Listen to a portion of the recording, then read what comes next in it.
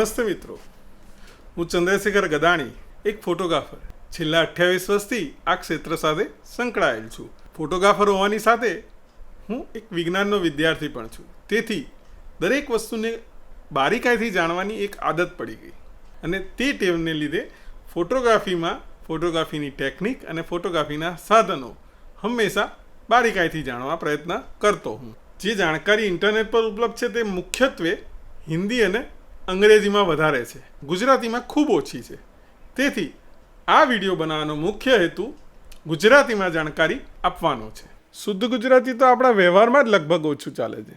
તેથી આપણે થોડાક અંગ્રેજી શબ્દો અને થોડાક ટેકનિકલ શબ્દો સાથે આ વિડીયોમાં જાણકારી મેળવીશું. ફોટોગ્રાફી એ ખૂબ બહોળો વિષય છે, તેથી અલગ અલગ ટોપિક પર અલગ અલગ જાણકારી અલગ અલગ વિડીયોમાં મેળવીશું. હવે તો પહેલો તો પ્રશ્ન એ થાય, ફોટોગ્રાફી એટલે શું?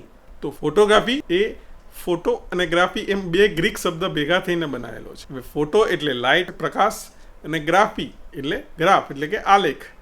આમ ફોટોગ્રાફી એટલે પ્રકાશનું આલેખન. હવે આ શબ્દ સૌથી પહેલી વાર સર જોન હર્સલેએ 1839માં વાપર્યો હતો. આમ આજના વિડીયોમાં ફોટોગ્રાફીના ઇતિહાસ વિશે વાત કરીશું. ફોટોગ્રાફીના ઇતિહાસમાં 4થી 5મી સદીથી 10મી સદી સુધી એક અંધારા ઓરડામાં એક દિવાલ પર કાણું પાડી તેમાં કાચ ગોઠવી અને સામેની દિવાલ પર પ્રતિબિંબ ઝીલવામાં આવતું. આ જે રચના થતી તેને કેમેરા એબ્સ્ક્યુરા કહેવામાં આવતું. 10મી સદીમાં અરેબિયન વિજ્ઞાની ઇબ્ન અલ હેથમે ઓપ્ટિક્સ પર ખૂબ સંશોધનો કર્યા અને એ સંશોધને આ ફોટોગ્રાફી જગતને ખૂબ ફાળો આપ્યો. 18મી સદી સુધી તો કેમેરા એબ્સ્ક્યુરાની જે રચના છે તેમાંથી બોક્સ કેમેરાની રચના અસ્તિત્વમાં આવી. હવે આ બોક્સ કેમેરામાં દ્રશ્યનું પ્રતિબિંબ મેળવવા માટે અરીસાનો ઉપયોગ થતો હતો અને બોક્સ કેમેરાનું કદ કેમેરા એબ્સ્ક્યુરાની મૂળ રચના એટલે કે રૂમની રચના કરતાં ઘણી નાની હતી. ત્યારબાદ થોડા સંશોધનો બાદ પિનહોલ કેમેરાનું અસ્તિત્વમાં આવ્યું. હવે રસાયણ વિજ્ઞાનમાં અને અનાયાસે જાણવા મળ્યું કે જે ચાંદીના ક્ષાર છે ને તે પ્રકાશ સંવેદનશીલ છે. એટલે કે ચાંદી પર જો પ્રકાશ પડે ને તો તે રિએક્ટ કરે છે, તેની અસર થાય છે. આપણને ખબર છે કે ચાંદીનું પાત્ર કે ઘરેણાં જ્યારે પ્રકાશના સંપર્કમાં આવે, લાંબો સમય પડ્યું રહે બહાર, તો તે કાળા પડી જાય છે. હવે આ શોધનો ઉપયોગ કરીને થોમસ વેજવુડને જે કેમેરા એબ્સ્ક્યુરાની રચનામાં જે ઇમેજ હતી કે દ્રશ્ય ચિત્રણ થતું હતું તેને પરમેનન્ટ એટલે કે કાયમ મુદ્રણ અથવા સ્ટોર કરવાનો વિચાર આપ્યો.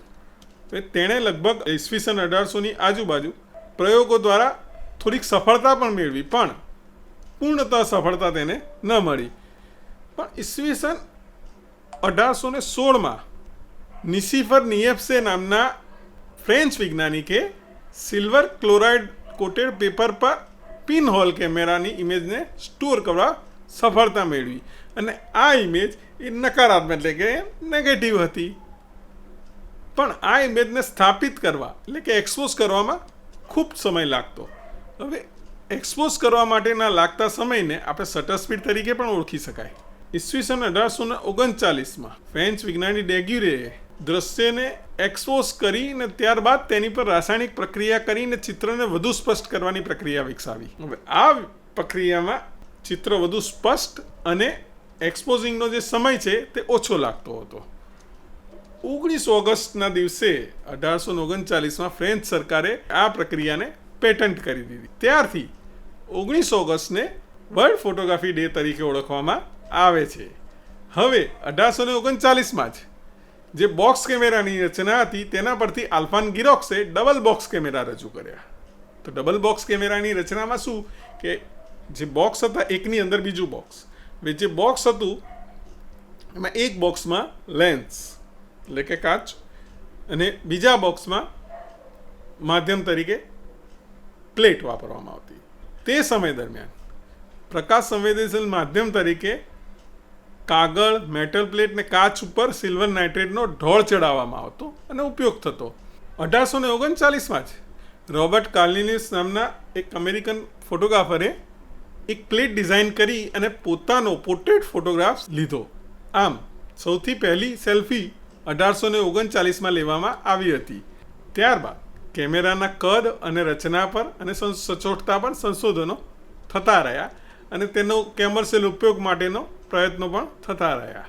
1884 બાદ જ્યોર્જ ઇસ્ટમેને પેપર ફિલ્મ અને સેલ્યુલોઇડ એટલે જિલેટિન જેવા પ્લાસ્ટિકની ફિલ્મ શોધ કરી અને ત્યારબાદ 1888માં તેમણે ફિક્સ લેન્સ અને સિંગલ શટર સ્પીડ વાળો એક કેમેરા બજારમાં મૂક્યો. તેનું નામ હતું કોડાક.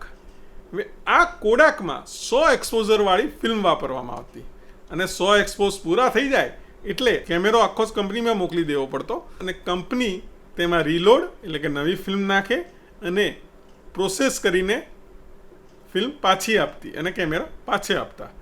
હવે 1889માં કાર્લ ઝાયસે એનાસ્ટેગ્મિક પોર્ટ્રેટ લેન્સ રજૂ કર્યા. એનાસ્ટેગ્મિક એટલે સોફ્ટ ફોકસ પોર્ટ્રેટ લેન્સ. હવે આ દરમિયાન અલગ અલગ કલરના ફિલ્ટરનો ઉપયોગ કરી કલર ફોટોગ્રાફીમાં પણ સંશોધન ચાલુ થયા. સદીના અંત સુધીમાં સેલ્યુલોઇડવાળી ફિલ્મને લીધે મૂવી કેમેરાની ટેકનોલોજી બજારમાં આવી. હવે ઈસવીસન 1900માં ઇસ્ટમેન બ્રાઉનીએ બોક્સ કેમેરા અને ફોલ્ડેબલ કેમેરાનું માસ પ્રોડક્શન અને માસ માર્કેટનો ઉપયોગ થાય તેવા પ્રયત્નો ચાલુ કર્યા. ટૂંકમાં માર્કેટિંગ ચાલુ કર્યું કે લોકો ફોટોગ્રાફી તરફ વળે.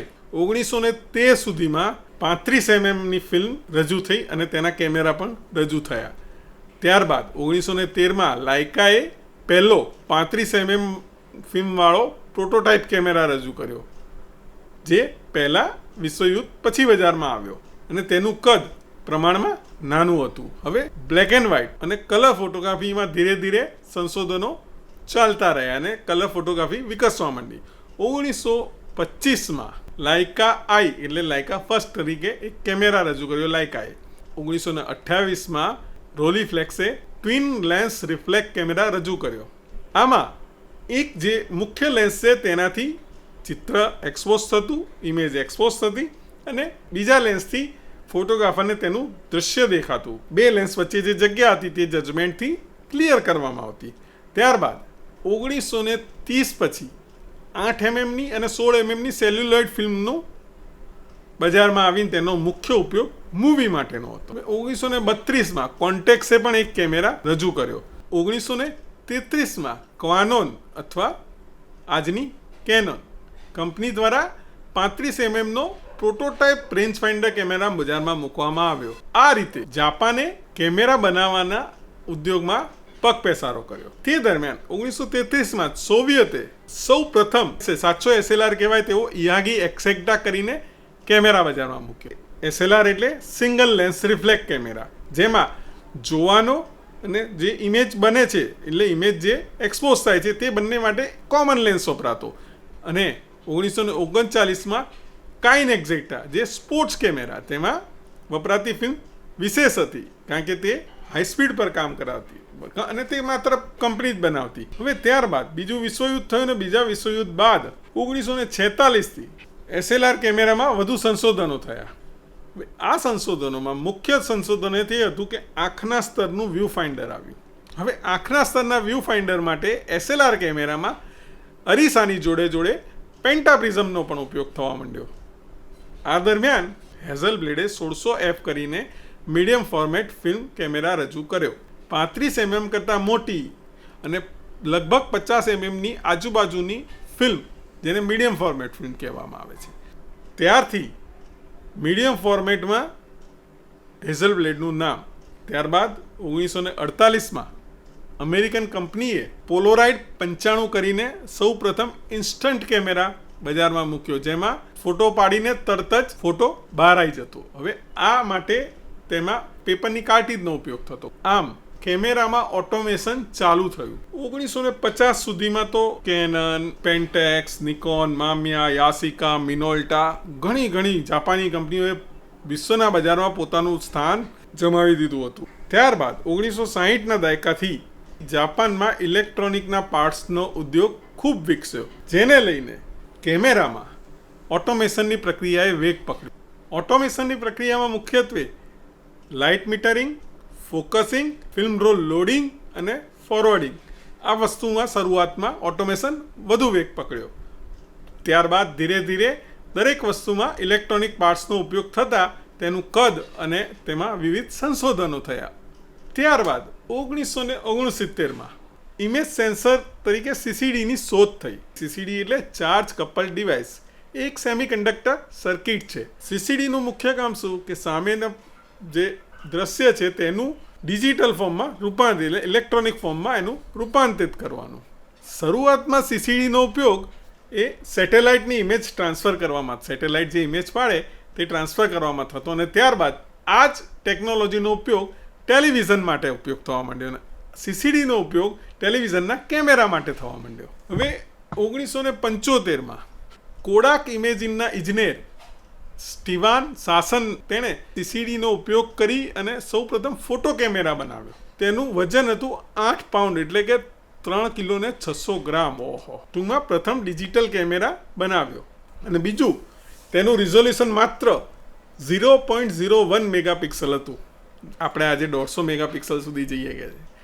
તે વખતે પહેલો જે કેમેરા કોડાકે બનાવ્યો હતો તેનું રિઝોલ્યુશન માત્ર 0.01 મેગાપિક્સલ એટલે કે માત્ર 10,000 પિક્સલ જ હતું. અને તે ઇમેજ રેકોર્ડ કરવા માટે મેગ્નેટિક ટેપનો ઉપયોગ થતો. હવે ત્યાં સુધી મુખ્યત્વે સીસીડીનો ઉપયોગ વિડીયોમાં થતો. ત્યારબાદ 1975માં સિમોસ એટલે કે કોમ્પ્લિમેન્ટરી મેટલ ઓક્સાઇડ સેમિકન્ડક્ટરની શોધ થઈ. આ પણ એક ઇમેજ સેન્સર છે. ટૂંકમાં 2 જાતના ઇમેજ સેન્સર હવે બજારમાં હતા, એક સિમોસ અને એક સીસીડી. ત્યારબાદ સંશોધનો દ્વારા સીસીડી અને સિમોસ બંનેના રિઝલ્ટ સારું થવા માંડ્યું. હવે 1981માં સોનીએ પ્રથમ સીસીડી કેમેરા માવિકા બનાવ્યો. એમાં ટેપને બદલે ડિસ્કનો ઉપયોગ કર્યો. ત્યારબાદ 1988માં ફ્યુજી અને 1991માં કોડાકે નાના કદના ડિજિટલ કેમેરા બનાવે, જેનો મુખ્યત્વે ઉપયોગ પત્રકારત્વમાં થતો. હવે આ દાયકામાં જ કંપનીઓએ ડિજિટલ કેમેરામાં સંશોધન કરી અલગ અલગ કેમેરા, કોમ્પેક્ટ તેમજ DSLR બજારમાં મૂક્યા. DSLR એટલે digital single lens reflect camera. અને સોની અને પેનાસોનિકે વિડીયો કેમેરા બજારમાં રજૂ કર્યા. આ કેમેરામાં 2 ઇંચની સીસીડીનો ઉપયોગ થતો અને રેકોર્ડિંગ માટે અલગ અલગ માધ્યમો જેવા કે ડિસ્ક, ટેપ વગેરેનો ઉપયોગ થવા માંડ્યો. હવે ધીરે ધીરે ડિસ્ક ને ટેપનું સ્થાન ફ્લેશ ડ્રાઈવ એટલે કે કાર્ડે લેવા માંડ્યું. આ સમય સુધી રોલ ફિલ્મવાળા કેમેરા ખૂબ પ્રચલિત હતા અને 20મી સદીના અંત સુધીમાં સીસીડી અને સિમોસના રિઝોલ્યુશનમાં ખૂબ ફેરફાર થયો અને ખૂબ વિકાસ પણ થયો. 1999માં જાપાને સૌ પ્રથમ કેમેરાવાળો ફોન રજૂ કરી દીધો, જેમાં ઇમેજ સેન્સર તરીકે સિમોસનો ઉપયોગ થતો હતો. 21મી સદીમાં જે સીસીડી અને સિમોસનું કદ અને રિઝોલ્યુશનમાં ખૂબ સંશોધનો થયા અને અપડેટ થયા. હવે 35mm અને મીડિયમ ફોર્મેટના સેન્સરવાળા DSLR બજારમાં મળતા થયા. રોલ ફિલ્મવાળા કેમેરાનું સ્થાન ધીરે ધીરે ડિજિટલ કેમેરાએ લેવા માંડ્યું. એનું મુખ્ય કારણ ડિજિટલ ટેકનોલોજીને લીધે પાડેલો ફોટો તરત જ પાછળ જોઈ શકાતો હતો. આમ ફોટોગ્રાફી પહેલાં કરતાં સરળ થઈ ગઈ. આ સરળતાને લીધે લોકોને ફોટોગ્રાફીમાં રસ વધવા માંડ્યો. ધીરે ધીરે 2008માં પેનાસોનિકે micro four third sensor image સેન્સરનો ઉપયોગ કર્યો અને લ્યુમિક્સ DMC G1 કરીને એક મિરરલેસ કેમેરા, સૌ પહેલો મિરરલેસ કેમેરા બજારમાં મૂક્યો. આ દરમિયાન મોબાઈલમાં કેમેરાવાળા સ્માર્ટફોન આવતા લોકો તેનો ઉપયોગ કરતા થયા અને દરેક સામાન્ય માણસ પણ ફોટોગ્રાફીમાં રસ લેતો થયો. આજે તો મિરરલેસ કેમેરા, DSLR કેમેરા અને ફોન બધામાં સારા ઇમેજ સેન્સર CCD સિમોસનો ઉપયોગ થાય છે અને ખૂબ રિઝોલ્યુશન અને ચિત્રની સચોટતા મળે છે. પ્લસ હાઇબ્રિડ કેમેરા તરીકે ઉપયોગ થાય છે. વિડીયો અને ફોટો બંને એક જ કેમેરાથી થાય છે. આમ અત્યાર સુધી આપણે ફોટોગ્રાફી વિશેનો ઇતિહાસ ટૂંકમાં જાણ્યો. હવે પછીના વિડીયોમાં આપણે ફોટોગ્રાફીની ટેકનિક, જેમાં એક્સપોઝર, કમ્પોઝિશન, એંગલ વગેરે વગેરે જાણીશું. તદુપરાંત કેમેરા ટેકનિક, કેમેરાને લગતા સાધનો, વિડીયો કેમેરાને લગતા સાધનો, લાઈવ ટેલિકાસ્ટ વગેરે વિશે જાણીશું. તદુપરાંત ડિજિટલ કેમેરાથી પાડેલા ફોટો અને વિડીયોનું પોસ્ટ પ્રોસેસિંગ એટલે કે કોમ્પ્યુટર દ્વારા એડિટિંગ. અને જો કોઈ વિષય કે કોઈ ટોપિક પર વિશેષ માહિતી જોઈતી હોય તો કોમેન્ટમાં જરૂર લખશો. આપણે તેને સરળ ભાષામાં જાણવા પ્રયત્ન કરીશું. આપને આ વિડીયો કેવો લાગ્યો તે જરૂર જણાવશો. તો સૌ મિત્રોને નમસ્કાર.